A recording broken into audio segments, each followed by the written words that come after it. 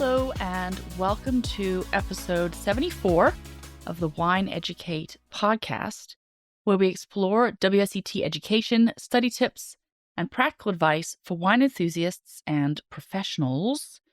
We're still hanging out in Italy with these Italian wine laws.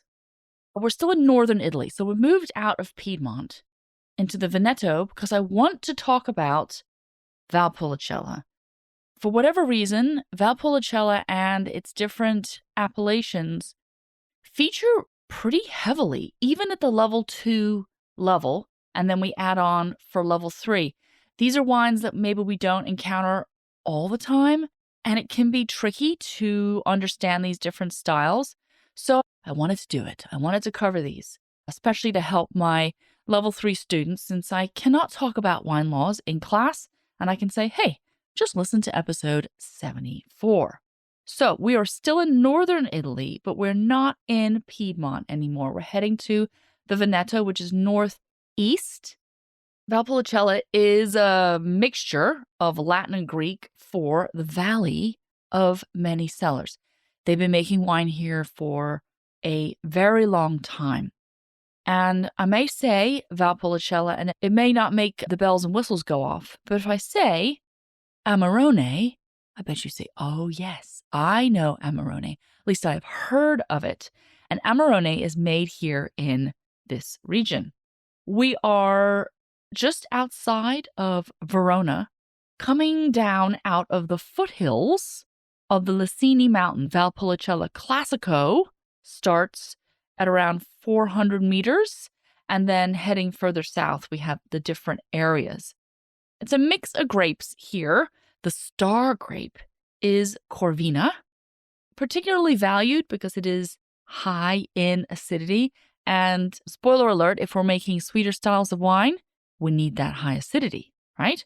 The other grapes that are included in the blend are Corvinone, Rondinella, and Molinara. And the styles from this region range from light, dry wines all the way to very sweet.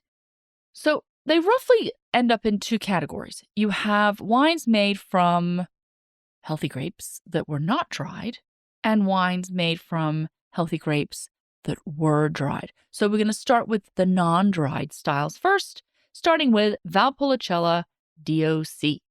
This was formed in 1968. Remember our Italian wine laws episode when we learned that Italy did adopt the EU system, but a little later than the French. The straight-up Valpolicella DOC wines are going to be dry. They're going to be lighter in style.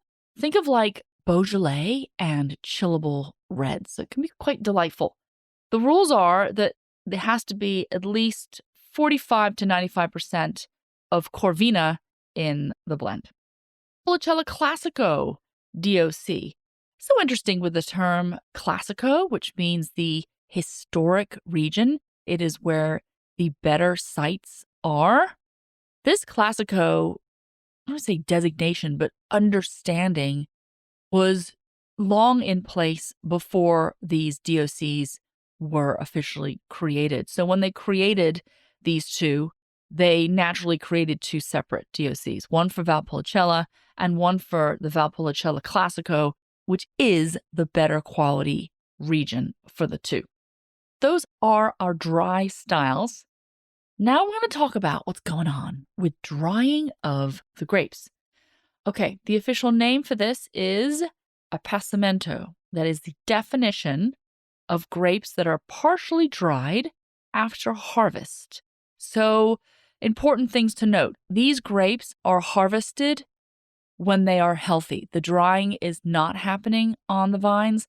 There's no botrytis involved, as there is in things like Sauterne. So they are harvesting healthy grapes, and then they are putting them, well, traditionally they put them on these straw mats and laid them out, so they didn't want to crowd out the grapes.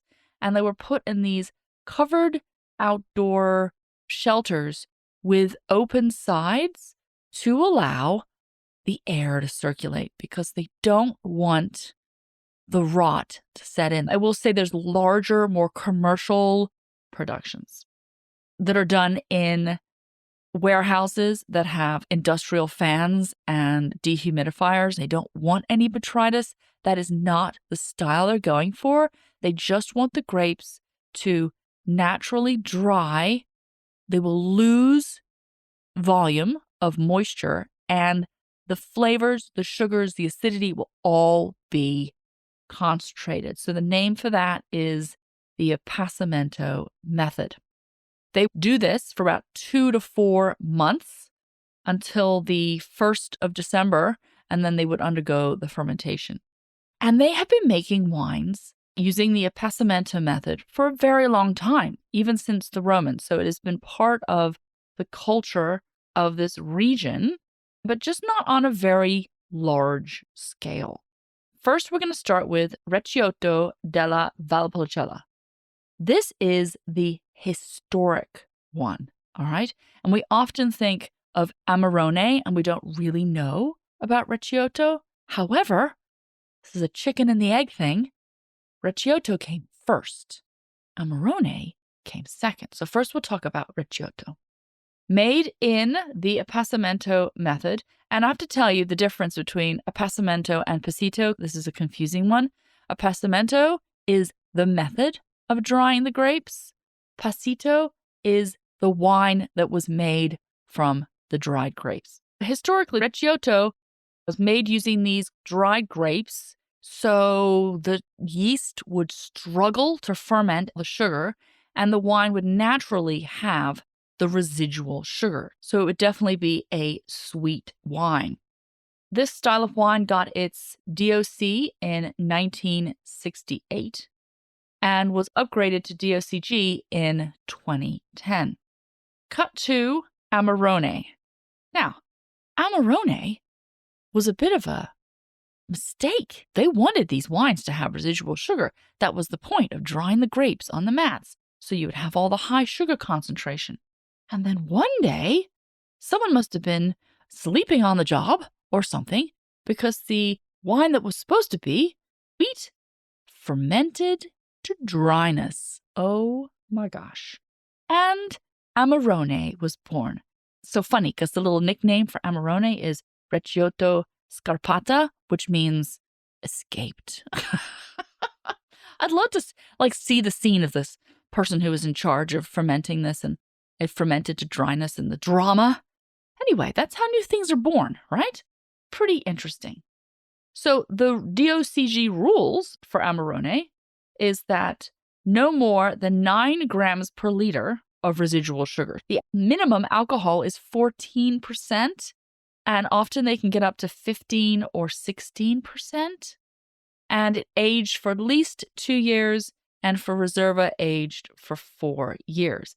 The name Amarone is derived from amaro because it has this pleasant, bitter aftertaste, and that's where it gets its name from. So how did Amarone rise to fame? Well, someone slept on the job and it got created, right? And then it was produced commercially first in the 1950s, and then people decided that they loved it. And by that, I mean a lot of folks in North America and Germany and Scandinavia went a little goo-goo for Amarone. In the 80s, it really shot into fame and popularity. And I think we know what happens when a wine gets super popular. Well, they plant more land, they make more of it, and then we worry about quality being diluted, all that. And that has certainly happened in this region. I say happened, it's still an ongoing thing. The government, I feel, is still trying to fine-tune, tweak, define, and keep the quality of this region intact by proposing new laws. Amarone did not receive its DOC until 1990. That's 90. It was still lumped in with the Recioto category, but it broke free and got its own DOC in 1990, and then was awarded DOCG in 2009, 1 year before Recioto, which maybe that's a bit rude. I don't know. I definitely could have done more digging on this. Again, more wine drama ensues, but last episode got a little long, so I don't want to do that to you again. Okay, are you still with me? Because we have our third style made from the Appassimento, and this one you got to wrap your head around it a little bit. Okay, so this is the Ripasso method. Valpolicella Ripasso DOC.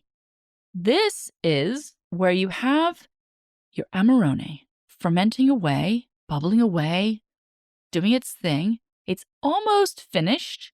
And then you're going to drain the juice, the must.